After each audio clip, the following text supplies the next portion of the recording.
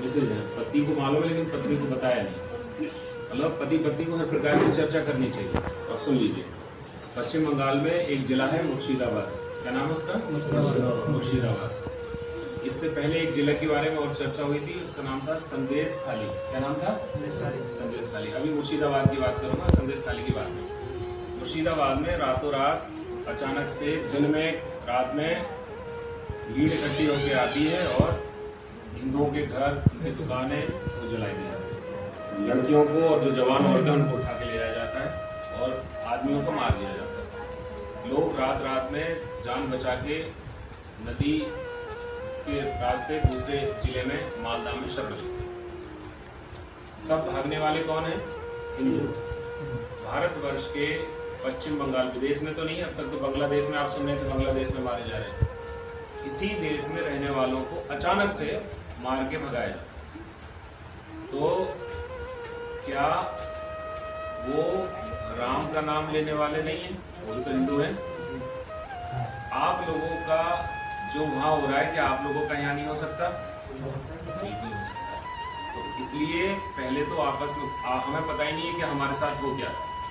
ये धीरे धीरे करके किया। ये सब बिल्कुल उनके जो पैतरे हैं बिल्कुल निश्चित हैं। जैसे कश्मीर से पहले भगाए गए, कश्मीर में रातों रात घोषणा हुई कि अगर अपनी चिंता चाहते हो तो जवान लड़कियों को और अपनी औरतों को यहाँ छोड़ जाओ और आदमी आदमी यहाँ से भाग जाए। तो रात रात किसी प्रकार से वहाँ के लोग भागे और कश्मीर फाइल्स आपने पिक्चर देखी होगी, वहाँ जो जितनी भी सच्चाई वो थोड़ी देर में दिखा सकते थे वो दिखाने का प्रयास किया। तो कुल मिला के बात यह है कि हम भजन कीर्तन करते हैं, भगवान का नाम लेते हैं, कृष्ण का नाम लेते हैं, भागवत सुनते हैं, रामलीला सुनते हैं। तो इन रामलीला और भागवत और कृष्ण का जन्म क्यों हुआ था? भैया काट दो इसको। तो ये जन्म क्यों हुआ था भगवान का? भगवान का जन्म हुआ था कंस के, कृष्ण का भगवान कंस का अत्याचार बढ़ गया था, इसके लिए हुआ था। राम का जन्म किस लिए हुआ था? रावण का अत्याचार बढ़ गया था। तो भगवान राम और कृष्ण जब पैदा हुए, उन्होंने यहाँ जन्म लिया, वो इसलिए लिया कि राक्षसों का वो विनाश कर सके। उनकी लीलाएं तो हम बहुतेरी गाते हैं, ठुमके लगाते हैं, नाचते हैं, राधे राधे करते हैं, लेकिन क्या इस विषय पे कभी सोचते हैं कि हमारा क्या कर्तव्य है? क्या आपके घर में यदि कोई आए, क्या ऐसी व्यवस्था है, डंडा लठिया कुछ है कि आप कुछ मुकाबला कर सको?